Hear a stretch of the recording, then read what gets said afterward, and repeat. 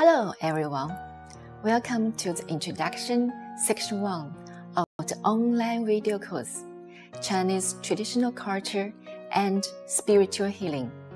My name is Wang Yan, a professor at Guangdong University of Foreign Studies. I'm an ordinary professor, but the person I study here is not ordinary at all. When his wife died, he was singing and playing an earthen instrument.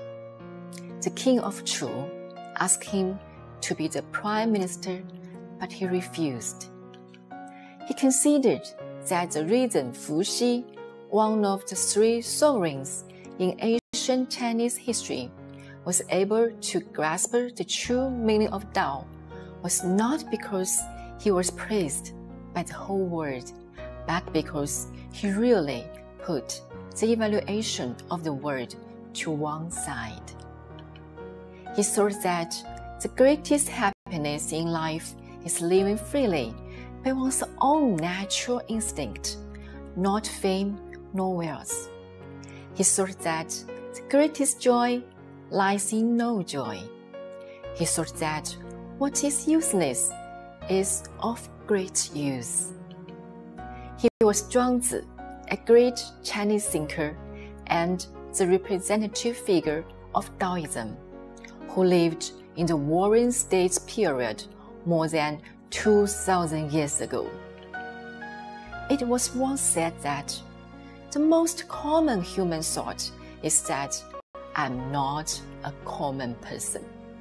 The sentence is too heartbreaking. We have so many extraordinary desires, but most of the time we are unable to fulfill them.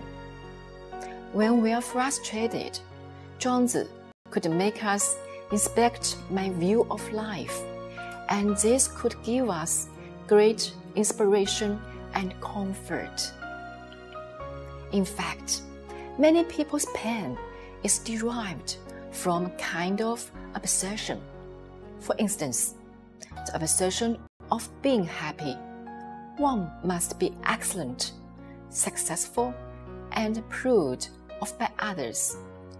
These views are like cages, metaphorically speaking, making us the frog at the bottom of the wheel. As a historian Professor Lü Simian said, the philosophy of Zhuangzi is dedicated to getting rid of obsessions.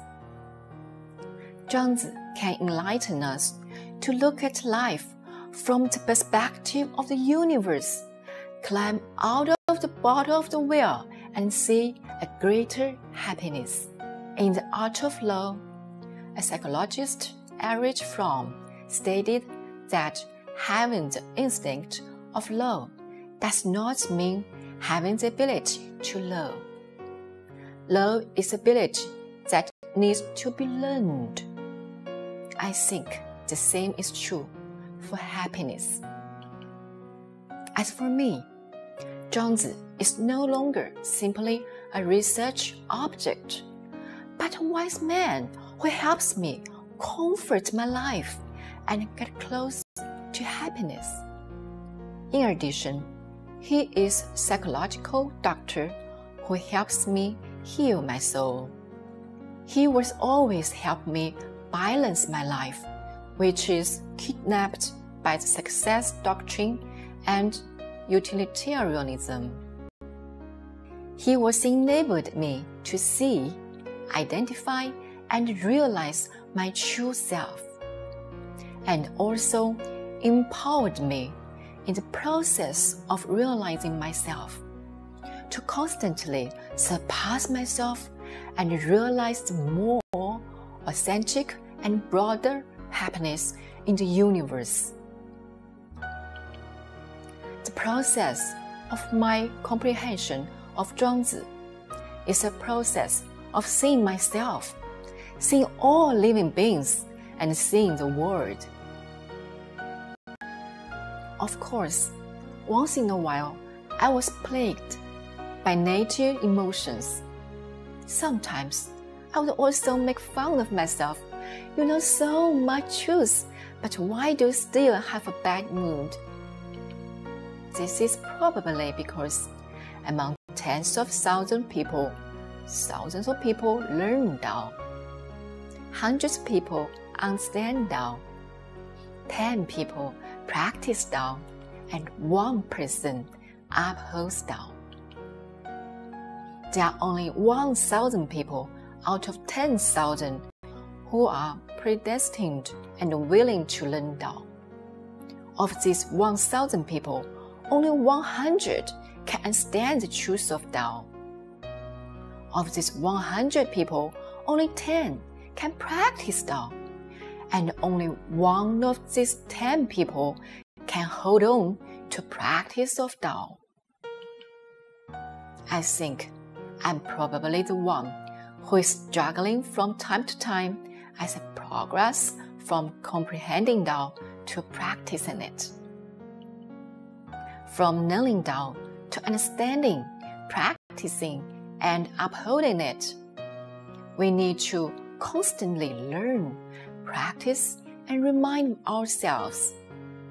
Much like converted Christians should read the Bible every day as a way to remind themselves repeatedly how to redeem themselves and get closer to their happiness. In fact, it is normal to have negative emotions. Positive psychologist Tia Ben-Sehal said, there are only 2 kinds of people who can experience negative emotions. One is those with mental illness, and the other is the dead. Happiness does not mean that there is no unhappiness. Happiness is not an end, but a process.